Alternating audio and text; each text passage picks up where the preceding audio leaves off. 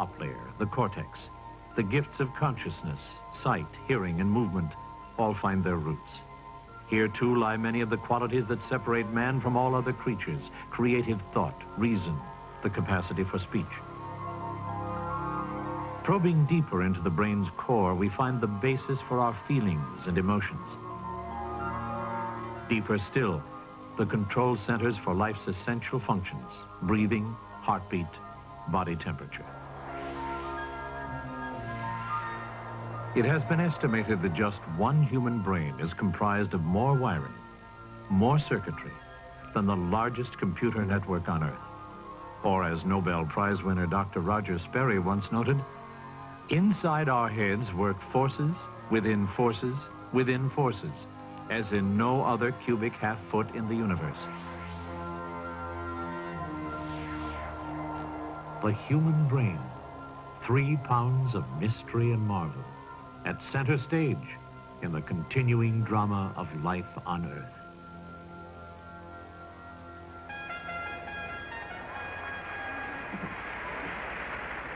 Los Angeles, California, August 3rd, 1984, games of the 23rd Olympiad. On that summer evening, the eyes of much of the world were fixed on a 16-year-old American athlete. Mary Lou Retton awaited the moment of a lifetime. Throughout the evening, the greatest female gymnasts in the world had waged a pitched battle for their sport's highest honor, the gold medal in the women's all-around gymnastics competition.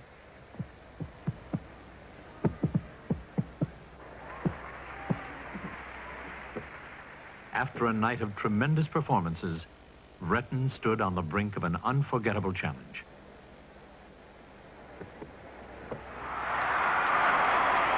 To win the Olympic gold medal, she would need nothing less than a perfect score of 10 in her final event of the competition. While Mary Lou waited to compete, her brain was already performing at championship caliber.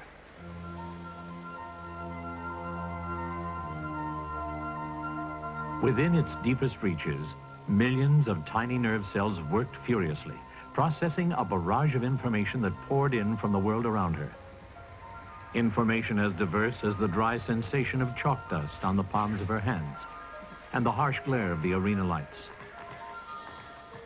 The sounds of motor-driven cameras in the press area below, and the presence of another gymnast performing only a few feet away.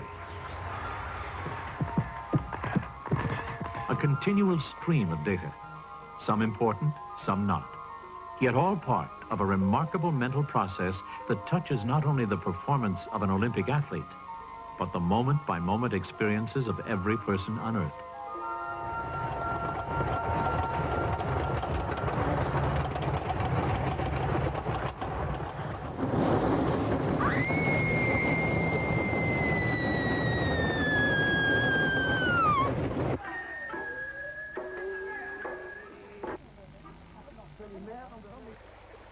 Every waking moment, our lives are filled with an ever-changing flow of sensations and thoughts, memories and emotions. They're all part of the experience known as consciousness, and through them, our perceptions of the world and our sense of self-awareness come to life. Of all the brain's abilities, its capacity to meaningfully interpret signals generated both inside the body and out stands among the most important and complex aspects of the human experience. Consider that every second our brains are deluged by more than 100 million separate messages, most of them pouring in from our senses. Some are as blatant as the sounds of rush hour traffic, while others, like the sensation of a wristwatch or hat pressing lightly against the skin, can go completely unnoticed. But regardless of its magnitude or intensity, every sight, taste, smell, touch, or sound can potentially demand some sort of immediate action by the brain. Now, try to imagine what life would be like if we had to consciously respond to even 1% of the countless millions of bits of sensory information that that routinely pour in through just our eyes and ears alone. It would be a little like trying to watch television in a room filled with sets, all tuned to different stations. It has long been recognized that a major function of the brain is to protect us from being overwhelmed by masses of largely useless knowledge. As we go about the business of living, we simply cannot afford to be constantly aware of how our socks feel on our feet, or whether the temperature drops by half a degree. As a safeguard to consciousness, the brain is designed to shut out the irrelevant, while leaving alone a small and special selection of data that is likely to be useful. The foundations of this remarkable process lie deep within the brainstem. Every message sent by the body must first pass through a small, tightly bunched cluster of nerve cells. Here the information is analyzed, sorted, evaluated, and filtered at a rate of more than 100 million messages a second. Only a few hundred of the most essential signals are allowed to pass through to the portions of the brain where the conscious experience is born. And of these, only a handful are actually acted upon. As long as we're awake, this process continues relentlessly, enabling us to focus our attention even when the pressures and distractions of the world reach Olympic-sized proportions. Right now, the atmosphere in this place is absolutely electric. If 16-year-old Mary Lou Retton can record a perfect score of 10 in this, her final event, she will win the Olympic gold medal.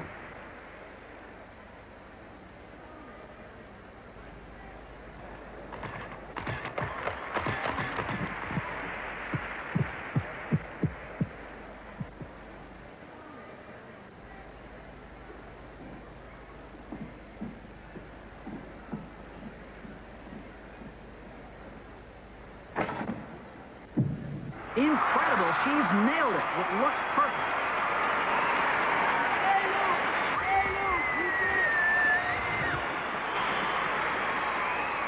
That's it. A perfect 10. She's got it.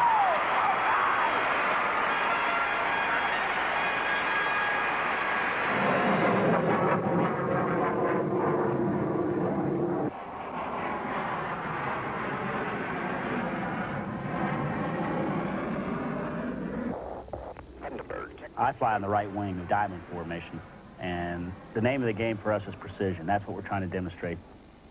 For Major Dave Collins of the United States Air Force Thunderbirds, precision means performing aerial ballet in a high-performance aircraft at speeds that can exceed 600 miles per hour.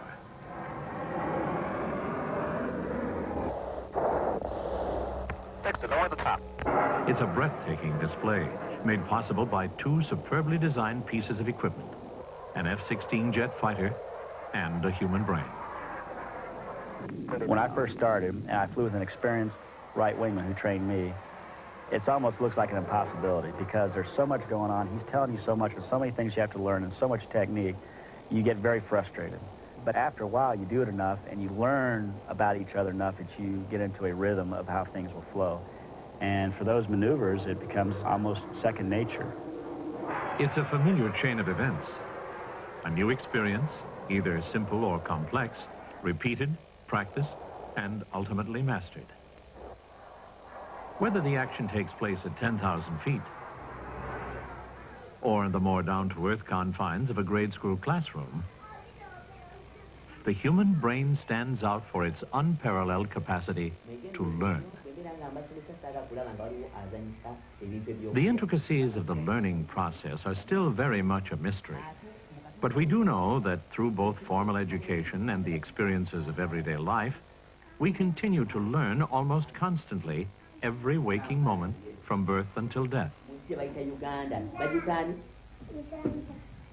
There are few more graphic examples of the brain's incredible abilities to absorb, store, and utilize information than the distinctively human gift of speech.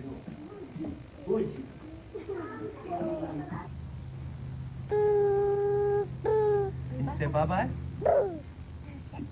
To date, no theory can account for exactly how a child learns to speak. But it does seem certain that regardless of factors like environment or nationality, the development of language usually follows a similar pattern.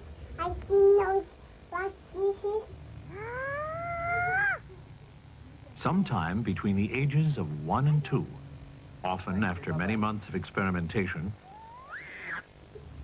Michael, can you say bye-bye? a child combines basic sounds to form his first simple words. Bye-bye, Michael. Bye-bye. Bye-bye.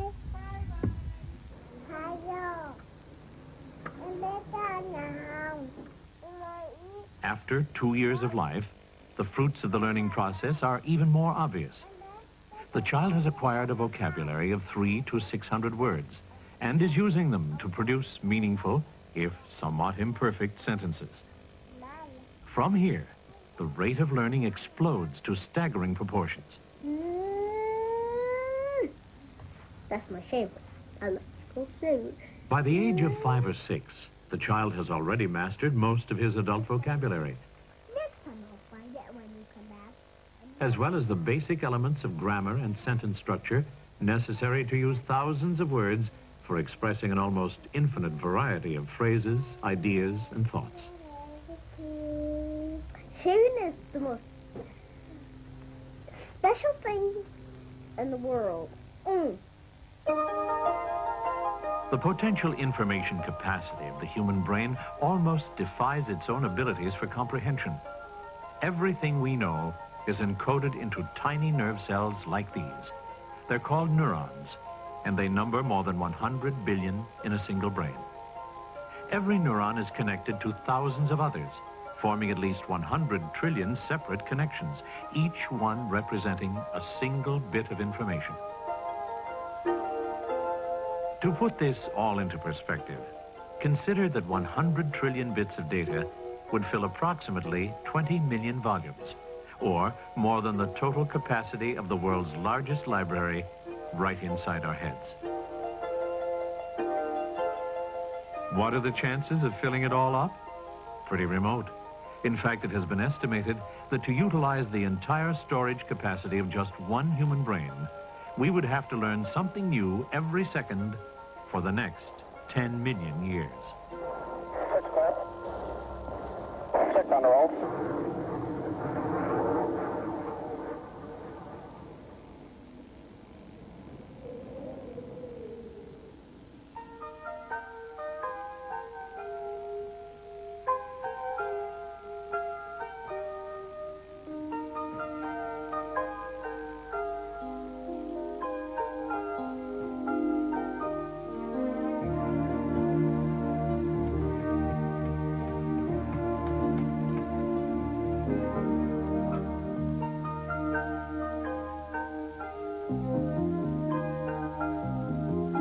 The Greek philosopher Sophocles once wrote that numberless are the world's wonders, but none more wondrous than man himself.